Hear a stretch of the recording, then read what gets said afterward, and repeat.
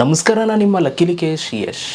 ತುಂಬ ಜನ ಯೂಟ್ಯೂಬರ್ಸ್ಗಳಿಗೆ ಒಂದು ಡೌಟ್ ಇದೆ. ಆ ಡೌಟ್ ಏನು ಗೊತ್ತಾ?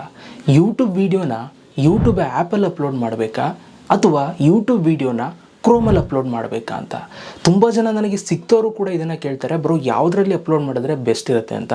ಅದನ್ನು ಇವತ್ತು ನಾನು ನಿಮಗೆ ಕ್ಲಾರಿಟಿ ಕೊಡೋದಕ್ಕೆ ಅಂತ ಅಂದ್ಬಿಟ್ಟು ಈ ವಿಡಿಯೋ ಮಾಡ್ತಾ ಇದ್ದೀನಿ. ಸೊ ವಿಡಿಯೋ ಪೂರ್ತಿ ನೋಡಿ, ನೀವು ಯಾವುದರಲ್ಲಿ ಅಪ್ಲೋಡ್ ಮಾಡಬೇಕು ಯೂಟ್ಯೂಬ್ ವೀಡಿಯೋನ ಅಂತೆಲ್ಲವೂ ಕೂಡ ಹೇಳ್ತೀನಿ. ಆ್ಯಂಡ್ ನಿಮ್ಗೆ ಏನೇ ಡೌಟ್ಸ್ ಬಂದರೂ ಆದಷ್ಟು ಕಮೆಂಟ್ಸ್ ಹಾಕಿ, ನಾನು ಖಂಡಿತವಾಗ್ಲೂ ವೀಡಿಯೋ ಮಾಡ್ತೀನಿ. ಲೇಟ್ ಆಗ್ಬೋದು, ಬಟ್ ವೀಡಿಯೋ ಬಂದೇ ಬರುತ್ತೆ. ಓಕೆ, ಇವಾಗ ಹೆಂಗೆ ಮಾಡ್ತಾ ಇದ್ದೀನೋ ಈ ವಿಡಿಯೋನ ಅದೇ ಥರ. ಸೊ ಏನೇ ಇದ್ದರೂ ಡೌಟ್ಸ್ ಇದ್ದರೂ ಕಮೆಂಟ್ಸ್ ಹಾಕಿ, ನಾನು ಪಕ್ಕ ವೀಡಿಯೋ ಮಾಡೇ ಮಾಡ್ತೀನಿ. ಓಕೆ, ಸೊ ವಿಡಿಯೋನ ಶುರು ಮಾಡೋಣ. ಅದಕ್ಕಿಂತ ಮುಂಚೆ ನೀವು ನೋಡಿ ಫಸ್ಟ್ ನಮ್ಮದು ಯೂಟ್ಯೂಬ್ ಚಾನಲ್ ನೋಡ್ತಾ ಇದ್ದೀರಾ ಅಂತಂದರೆ ಸಬ್ಸ್ಕ್ರೈಬ್ ಮಾಡದೆ ನೋಡ್ತಾ ಇರೋರು ಸಬ್ಸ್ಕ್ರೈಬ್ ಮಾಡ್ಕೊಳ್ಳಿ ಗೈಸ್. ಸೊ ಬನ್ನಿ ಇವತ್ತಿನ ವೀಡಿಯೋನ ಶುರು ಮಾಡೋಣ. ನೋಡಿ ಗೈಸ್, ಮೊದಲನೇದಾಗಿ ಫಸ್ಟು ಯೂಟ್ಯೂಬ್ ಆ್ಯಪಲ್ಲಿ ಅಪ್ಲೋಡ್ ಮಾಡಿದ್ರೆ ಏನು ಸಮಸ್ಯೆ, ಯಾಕೆ ಕೆಲವರು ಕ್ರೋಮಲ್ಲಿ ಅಪ್ಲೋಡ್ ಮಾಡಿ ಅಂತಾರೆ, ಯಾಕೆ ಕೆಲವರು ಮೊಬೈಲಲ್ಲೇ ಅಪ್ಲೋಡ್ ಮಾಡಿ ಯೂಟ್ಯೂಬ್ ಆ್ಯಪಲ್ಲೇ ಕ್ರೋಮ್ ಏನು ಬೇಕಾಗಿಲ್ಲ ಅಂತಂತಾರೆ. ಸೊ ಈ ಕನ್ಫ್ಯೂಷನ್ನ ನಾನು ನಿಮಗೆ ಫಸ್ಟ್ ಹೇಳ್ಬಿಡ್ತೀನಿ, ತೋರಿಸ್ಬಿಡ್ತೀನಿ ನಾನು ನಿಮಗೆ ಪ್ರಾಕ್ಟಿಕಲಾಗಿ. ಅದಾದಮೇಲೆ ಯಾವುದ್ರಲ್ಲಿ ಅಪ್ಲೋಡ್ ಮಾಡಿದ್ರೆ ಬೆಸ್ಟ್ ಅನ್ನೋದನ್ನ ನಾನು ನಿಮಗೆ ತೋರಿಸ್ತೀನಿ.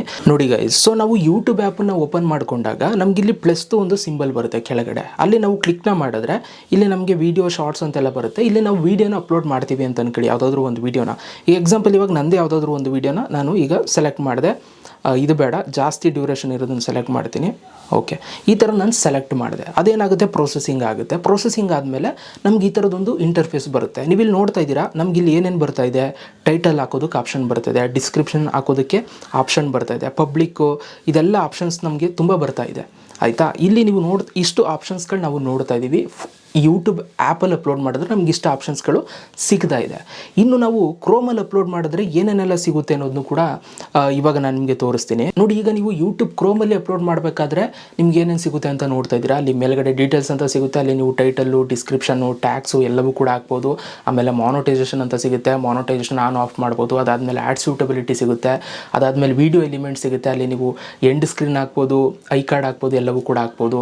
ಅದಾದಮೇಲೆ ಲಾಸ್ಟಲ್ಲಿ ನಿಮಗೆ ಪಬ್ಲಿಷ್ ಮಾಡೋದು ನಿಮಗೆ ಆಪ್ಷನ್ ಸಿಗುತ್ತೆ. ಸೊ ಒಟ್ಟಾರೆ ನಿಮಗೆ ನೀವು ಇವಾಗ ನೋಡ್ದಂಗೆ ಕ್ರೋಮಲ್ಲಿ ನಿಮಗೆ ಜಾಸ್ತಿ ಆಪ್ಷನ್ಸ್ಗಳು ನಿಮಗೆ ತೋರಿಸ್ತಾ ಇದೆ ಅಲ್ವಾ.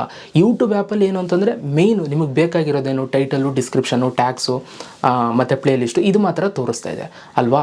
ಸೊ ಹಾಗಾಗಿ ತುಂಬ ಜನ ರೆಕಮೆಂಡ್ ಮಾಡುವಂಥದ್ದು ನೀವು ಕ್ರೋಮಲ್ಲಿ ಅಪ್ಲೋಡ್ ಮಾಡಿ ಅಂತ. ಯಾಕೆಂತಂದರೆ ಕ್ರೋಮಲ್ಲಿ ಅಪ್ಲೋಡ್ ಮಾಡಿದ್ರೆ ಏನು ಬೆನಿಫಿಟ್ ಅಂತಂದರೆ, ಸೊ ನೀವು ಎಲ್ಲನೂ ಕೂಡ ಒಂದೇ ಸಲ ಹಾಕೊಂಡು ಬರ್ಬೋದು. ಆಯಿತಾ, ಟೈಟಲು, ಡಿಸ್ಕ್ರಿಪ್ಷನು, ಟ್ಯಾಗ್ಸು, ಅದೆಲ್ಲ ನಾನು ಏನೇನು ತೋರಿಸ್ತೆ ಆಪ್ಷನ್ಸು, ಅದೆಲ್ಲ ನೀವು ಒಂದೇ ಸಲ ಅಪ್ಲೋಡ್ ಹಾಕೊಂಡು ಬರ್ಬೋದು. ನೀವು ಯೂಟ್ಯೂಬ್ ಆ್ಯಪಲ್ಲಾದರೆ ಕೆಲವೊಂದಷ್ಟು ಆಪ್ಷನ್ಸ್ಗಳನ್ನ ಹಾಕೋಕ್ಕಾಗಲ್ಲ. ಆವಾಗ ನೀವು ಮತ್ತೆ ಹೋಗಿ YT ಸ್ಟುಡಿಯೋದಲ್ಲಿ ಅಲ್ಲಿ ಹೋಗ್ಬಿಟ್ಟು ಎಡಿಟ್ ಮೇಲೆ ಕ್ಲಿಕ್ನ ಮಾಡಿ ಮಾನೋಟೈಸೇಷನ್ ಆನ್ ಮಾಡೋದು, ಇನ್ನೊಂದು ಮಾಡೋದು, ಅದೆಲ್ಲ ನೀವು ಮತ್ತೆ ಮಾಡಬೇಕಾಗುತ್ತೆ.